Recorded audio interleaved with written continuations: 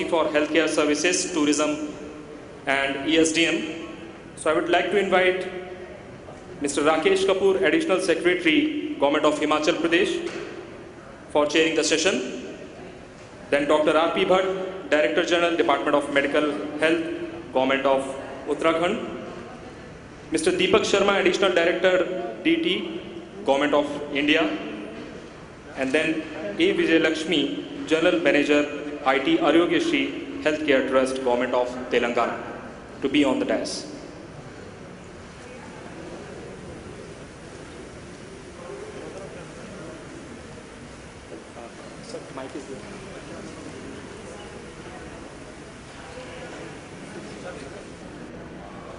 I'm honored and thankful to the organizers for allowing me to chair this session. With me on the dais, Shri Deepak Sharma and Madam A. Vijayalakshmi. They'll be making the presentations. As you know, this session is for Technology for Healthcare Services, Tourism and ESDM. So, I would like to begin with my presentation first.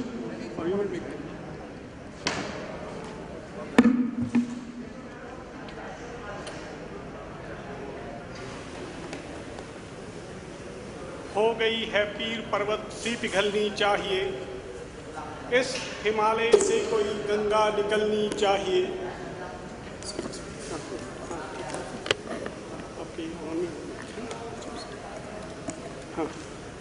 हो गई है पीर पर्वत सी पिघलनी चाहिए, इस हिमालय से कोई गंगा निकलनी चाहिए। आग तेरे सीने में जले या कि मेरे सीने में आग जलनी चाहिए।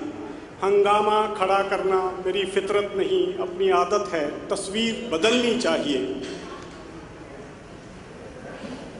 As I've been asked to make a presentation on the SWOT analysis of the tourism facilities in Uttarakhand.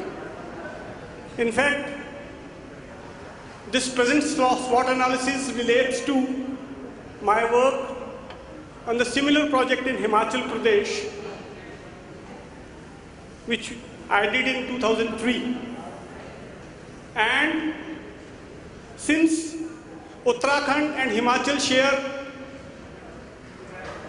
almost everything, the borders, geographic conditions, socio-economic conditions, culture, traditions, so whatever is there. So I thought the best thing is, as they say, people learn from their mistakes, are wiser, but people who learn from others' mistakes are more wise. So we have tried to put in whatever mistakes others did, after rectifying them, how to promote tourism in Uttarakhand in this way. Now these are the basic informations. Now this is something, a definition of what is tourism. Now this is about Dehradun and Uttarakhand.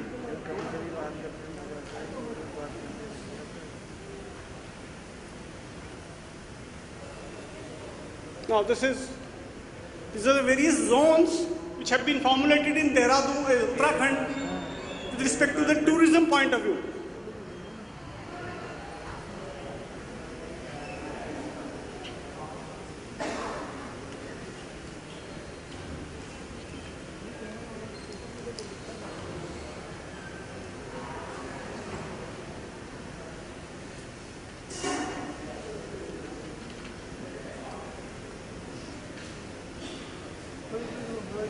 Now this is about the current scenario in the tourism scene in Uttarakhand.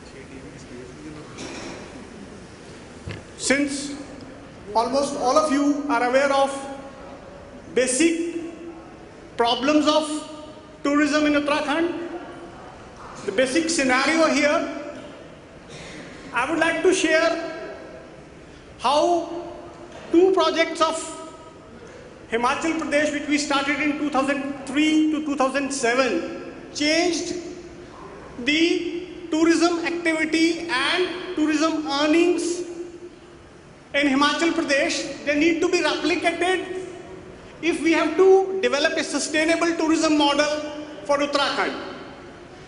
One of the initiatives, we call it EAST, Initiative for Sustainable Tourism in Himalayas. Now, EAST was started in Dharamshala with just 11 young entrepreneurs combining together to form a cooperative. They were given a seed money of 50,000 only, and today I'm proud of it that EAST is directly linked to World Mountain Forum, and all the World Mountain Forum groups coming to India are being routed through EAST. This project now has strength of about 107 people working for it. In 2012 and 13, they had the net profit of 42 lakhs under their belt after paying each and everything to every person. The people are varying from tourist guides, taxi owners, guest house owners. Besides this, they have 54 guest houses, 27 villages in 3 districts of Himachal Pradesh under their belt for village tourism, homestay, and 6 trained groups of people assisting as tracking guides with them, with entire equipment of their own. Because this similar situation has arisen in the hill districts of Uttarakhand. Uttarakhand में पलायन की जो परिस्थिति है, गांव के गांव से लोग या तो शहरों की तरफ जा रहे हैं या दिल्ली की तरफ जा रहे हैं। उसके पीछे जो मूल कारण है वो ये है कि वहां पर रोजगार के साधन उपलब्ध नहीं हैं। We have immense tourist potential lying there, but it is not being tapped. If we see the figure of the domestic and international tourists visiting Uttarakhand. Show me the slide. मैं तो गया ही नहीं, कल से घर आ जाऊंगा। मैंने कहा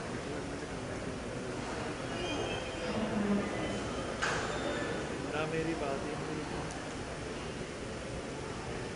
मैं तो दे रहा हूँ, मैं आ जाऊंगा, कल भी नहीं आया। क्या हो गया? बस बढ़िया, मैंने कहा स्लाइड में दिया नहीं क्या? यस, उससे पिछली। Now this is the situation. Hello. The tourism is just supplying 2% of the employment in the state.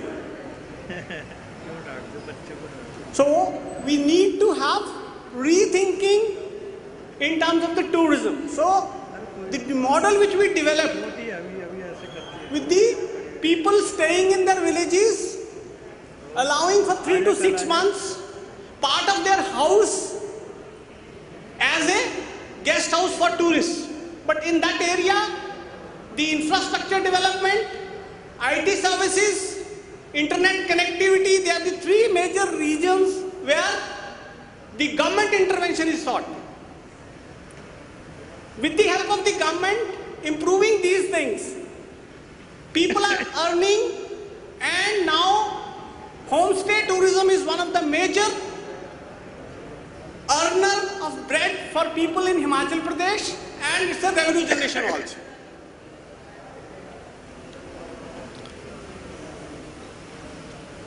Now if you see, the other things which we have developed is we need to have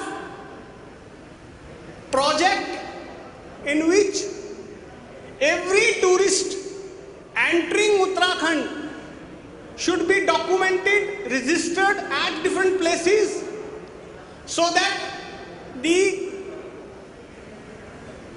previous situation like Kedarnath do not develop, when we never knew how many people were present in the temple site, en route, how many vehicles were there. So to avoid these kind of things, the IT-based intervention and the internet connectivity-based things with the GPRS models on the vehicles is to be done. Now I have been asked to present you with just two or three slides of e-governance initiatives we have taken in Himachal in last 3-4 years.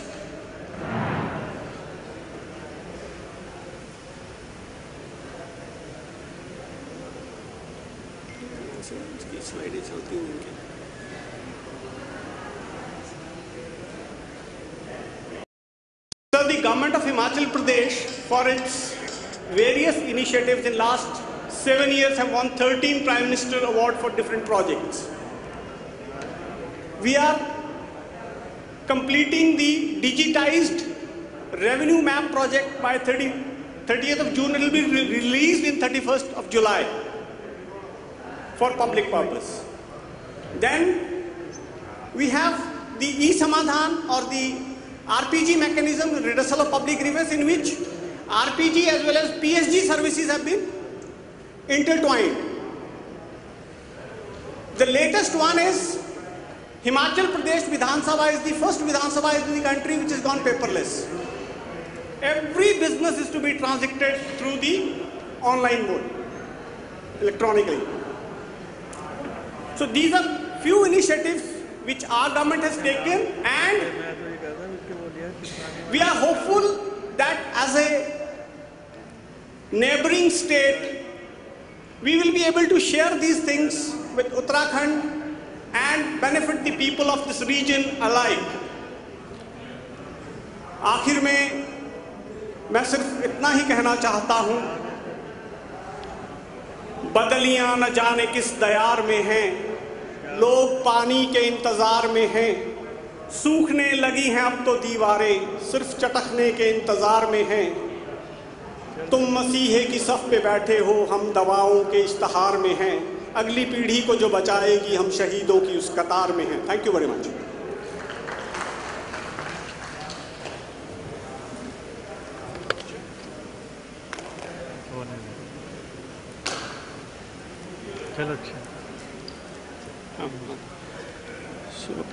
Now I'll request Ma'am Vijay Lakshmi to make the presentation, please.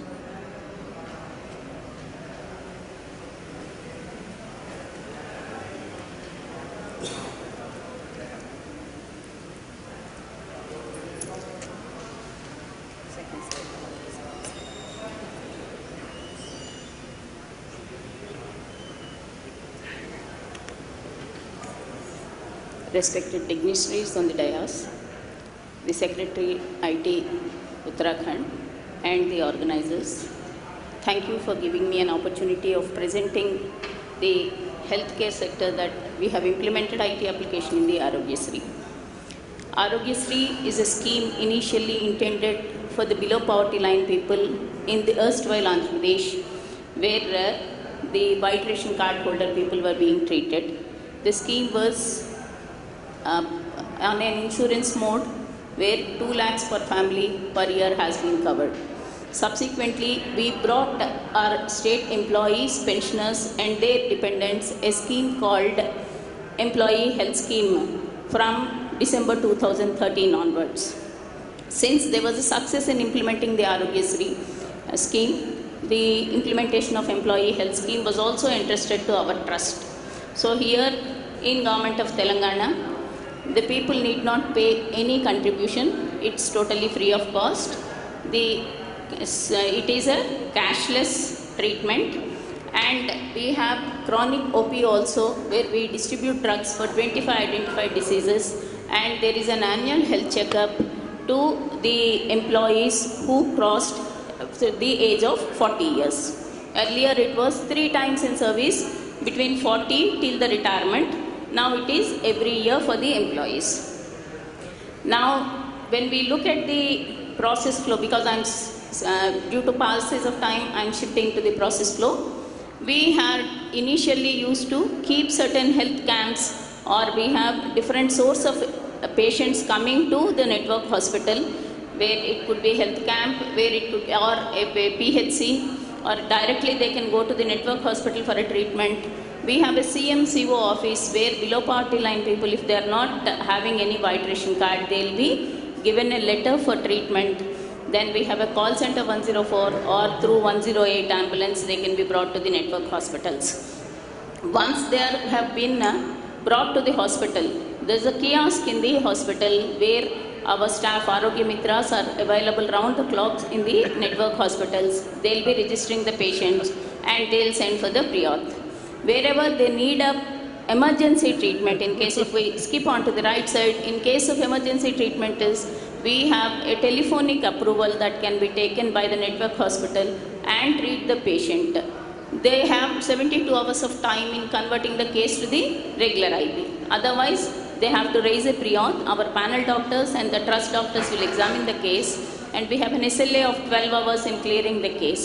In case of Arogyasri, it is 12 hours. In case of EHS, it is 8 hours. After the pre-auth approval is done, the patient is undergone the surgery. Till 11 days, the hospital cannot raise any claim, because that is a post-op treatment period where any follow-up or if any patient raises some complications, the hospital has to treat them on free of cost. Then after that, after discharge, for certain procedure, for about 125 procedures we have follow-up, ranging between 1 year period, where patients are treated on free of cost and given medicines also. Then the claims are taken and we do have the social audit. The important features in the system are that the empanelment of hospitals is through an online application, where there is no interaction between the trust officials or the network hospitals. They have to file an application that will be scrutinized. Any comments will be communicated through online, and on their redressal it will be taken. Even the inspection module, we have a built-in module where the doctors will be selected on random sampling. We have an online package pricing where we have codified the drugs and the procedures according to ICD 9 and 10. We have an SSR built up for all the rates. So the system picks up, depending on the procedure selected, the rates. If 2 procedures are to be conducted on a patient simultaneously, the system picks up the procedure which requires the maximum stay in the hospital and will not pay for the common costs in the second procedure. Only the medicines or the doctor's consultation, etc. will be considered. Then we have an updating online case sheets. I have these as a different things I'll just show. As I was telling, the empanelment procedure in the inspection module, we have the team of doctors selected by the system. The same doctor is not selected for 2 different teams. Same doctor will not be assigned for re-inspection of the hospital.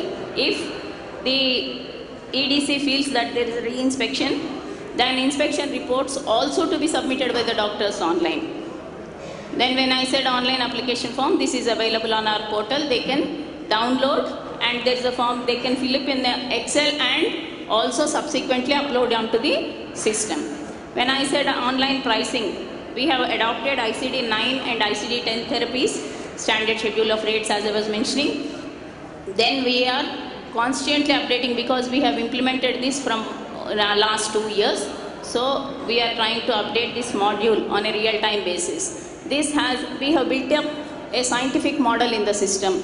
Any time, if any price has to be increased, at the CEO level, who is the decision maker, the system projects him based on the averages of the previous years, what will be the impact of that price indication. So they can rethink before they approve a revised price. So that flexibility has been built into the system. Then, as I said, estimation of financial implications and forecast budgets, additional budgets with change in the package pricing or the clinical inputs, for statistics and epidemiology, healthcare management, allocation of resources, monitoring, etc. Then this is the online case sheet which we have introduced when we have taken the employee health scheme and subsequently onto the Arogyasri. Every day the hospital has to necessarily update in online the case sheet. The flexibility of this is we are able to keep the employee health record in his login for further examination, or he can show it as a secondary consultancy. In case of Arogyasri, because they were poor, uneducated, we did not do that, and there is no way that they are able to examine their health records. Then we have SLAs built up for at all levels of the employees or the network hospitals in attending. For the trust, in case if we see here, the timely disposal, when a pre-auth comes, as I said, it is 12 hours for the Arogyasri care, and for the employees it is 6 days. Then claims, we have to dispose within 7 days. So we do have dashboards in the respective HODs depicting the picture on a real-time basis. The dashboards get refreshed at every 5 minutes in the login. So anytime any HOD login, they will have the near real-time data ranging from 1 second to 5 minutes. Then we have observed that the doctors were constantly keeping pending the case because we pay 50% of the amount for each pendency. Immediately we corrected it and we allowed only in the claim settlement they can keep pendency a single time. They have to examine entire case, raise all the objections. Second time they cannot raise any objection, they have to settle a case, either approve or reject. Then to avoid long pendency of submission of the claims from the hospitals, because from the insurance mode we move to the trust mode, that is the government is bearing the expenditure. We do have the budgetary constraint, as all of us know. So there is a time limit for the network hospital in submission of the claim. If they don't submit within 90 days from the date of eligibility of raising the claim, the system automatically cancels the claim. So when we look at the hospital side, auto cancellation of the amount for multi-procedures, system deducts cost for ward stay. To reduce enhancement requests and comorbid conditions introduced. Earlier, without indicating the enhancements, they used to raise the amounts. So we have included the comorbid conditions like diabetes, etc., where the hospital can select, the system projects the rates that are prescribed as per SSR. Then in case if the hospital is not updating their online case sheet of any patient, while settling the claim, the system automatically deducts the ward stay for the day they have not updated the case sheet. Then we have a medical audit wing where we have generated a random sampling technique on the high-end procedures being used or high hospital. So there is a criteria built in. Depending on that, every day 1% of the claims where payment has been done will be going to the doctors for medical audit. This we are trying to increase it, implement it immediately after the pre-authorization before the surgery is done, so that unnecessary procedures can be curtailed down. Then we have the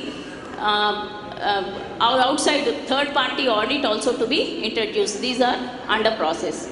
Then we will issue, based on the notices, we will issue notice or start taking action against the hospital and the doctors who have scrutinized that scheme in case of any default. Then we observed that there was some lethargy at the doctor's level who was scrutinizing in the claims.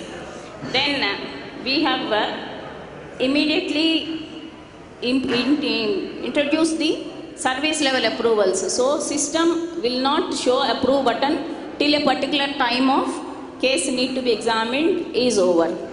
Then we have mobile application. This is more because the patients were not able to get the information of their stage of the case. So hospitals were trying to take a time that they had some problems and they were asking the patients to convert to the cash patient. So we have introduced a mobile application. The moment a decision is taken, that will be informed to the patient through mobile. Then we have social audit through grievance modes on 3-4 different types. They can raise a complaint through grievance module. They can send us a feedback where we send letters on to the patients through CM. We have a 104 call center where patients can call and give the complaint. All these complaints will be flagged in case, depending on the service deficiency or the amount collection, etc. Unless they are resolved, those cases payment will not be done. If the hospitals are not responding on time, it will be referred to the empanelment and disciplinary committee, where the payments can be stopped, or the other action like delisting or de-empaneling can also be imposed. Then, because 94% of our expenses are through the system for the claims, we have built in all other modules like e-office, budget, administrative sanction and entire payments. So the Arogyasri Healthcare Trust is a paperless office where we have every operation through online. We have our MIS reports, as I already told you, the dashboards. This is the dashboard which we will be depicting to our CEO, which gets refreshed at every 5 minutes. So depending on the situation here, he can intervene into the department that he wants and he can pull up them. In addition to this, we are implementing eHMS in the government hospitals with the CDAC intervention on a pilot basis. This is more important in respect of tourism and health, what we are talking here. The basic is, we are integrating all patients' data with Aadhaar, and we are trying to develop an health record, e-health record, with a secondary identification giving patient ID. So Aadhaar has a biometric validation, and in any person, if is visiting, we can identify them geographically, and based on the health record, electronic health record, we can treat them. So thank you for the opportunity. Thanks for a very good presentation. Good afternoon ladies and gentleman.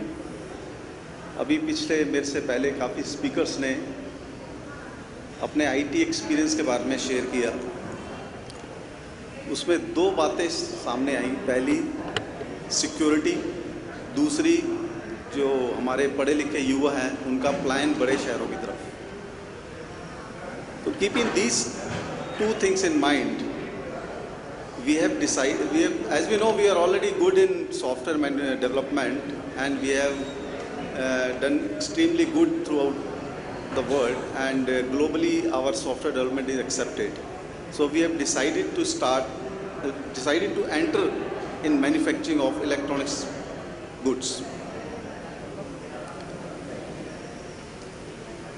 So we have constituted a task force which has assessed the demand of electronics goods by 2020 is 400 billion products, 400 billion USD products. So there is two ways: either we start importing these goods, or we, start manufacturing. If we start importing these goods, then our petrol bills will be lower than the import of electronics goods. And if we start manufacturing these goods, then not only we save the forex, but we will also generate employment within the country.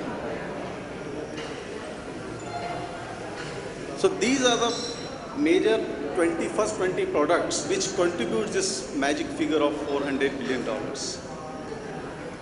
In addition to this, after 2014, Government of India has declared few more announcements. Some of these are, they have announced 100 smart cities, which is further added this demand. And after the successful implementation of metro rail in Delhi, they have planned to implement in another 50 cities, which is again added to this demand. And yes, most of the state governments have decided to implement LED in their street lights and domestic use to save power.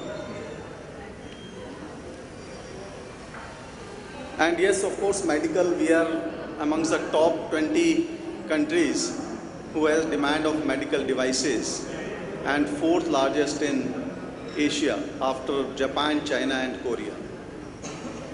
And Indian market size at present of electronic devices, medical devices, is 10 billion and is expected to grow to 50 billion USD in next 10 years. So keeping all these factors in mind, Government of India has announced one policy, which is a national policy on electronics, and under this policy, we have focused on three major pillars: infrastructure, and we want to incentivize, and innovation. So the first incentive was given to the individual industry, where we have given capex. So we have announced capex of 25% for the next 10 years. When you board on this scheme, then you can avail this capex for next 10 years. And in addition to that, you will get reimbursement of CVD and excise also. And R&D cost is also covered under this. Under the scheme, we have received 63 proposals as on today, and we are still getting more proposals. Though last date of this scheme is 26 July 2015. So another pillar is infrastructure, where we are giving up to 75% subsidy on common facility or the development of clusters, electronics manufacturing clusters. We have 3 clusters in this state, one at Haridwar district, another is Udham Singh Nagar, and third is Dehradun district itself. So for the development, we are giving for roads, powers, water effluent treatment plants, test facilities, and even some foreign countries like Japan and Korea, if they wanted to have their own restaurants or community center or residential facility, they can also go for that. Another scheme which we have launched is PMA, is Preferential Market Access. So under this scheme, we have declared some item. Idea is to give preference to domestic manufacturers. So under this scheme, any government department will purchase at least 50% of the product from domestically manufactured companies. These are some of the products which is given on the left side, which are covered under PMA at present. Then yes, this is a investor allowance which was announced in budget. You know about this.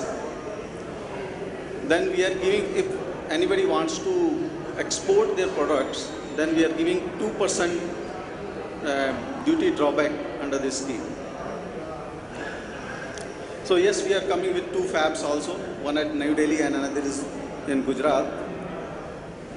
And we have also created a fund, electronics development fund, which will have further daughter funds of specific sectors. So presently this fund is approved, and we are working on the other guidelines and modalities of this fund. And yes, towards the skill development, this is the third pillar of innovation. We are funding 75 to 100% of the training cost under this scheme. And we have also proposed 3,000 PhDs by 2020 in the area of electronics manufacturing and IT. Then we are also mandating security standards so that India should not be treated as a dumping ground from other countries. So what we offer is ready-made land clusters with single window clearance. Only few states are offering these facilities. We request Uttarakhand also to think on it, so that investor can invest on this under these schemes. Second, very attractive incentive which we have covered just now. Third is youth talent is available, and we are supporting for skill development also. And fourth one is, yes, we have support for innovation and R&D. That's all. Thank you. Thank you. Thanks for a well-made presentation on Make in India and Making India.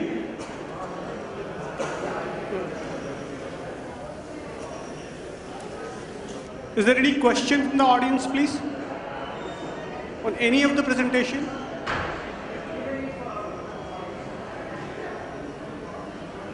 There's no question. I would like to thank first the audience for patient after lunch hearing of the panelists, and thank the panelists for making such a good presentation here. Yeah, thank you so much, sir. I would like to invite Mr. S. Raju, Additional Chief Secretary, Govt of Uttarakhand, to give mementos to our luminaries. Sir, please come on the dais to distribute mementos. And after that, we'll have a group photo, sir. हाँ sir.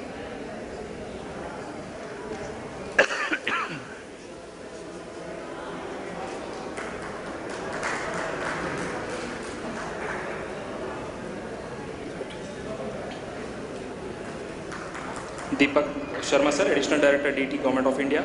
Then A. Vijay Lakshmi Madam, General Manager IT Arogyasri Healthcare Trust, Government of Telangana.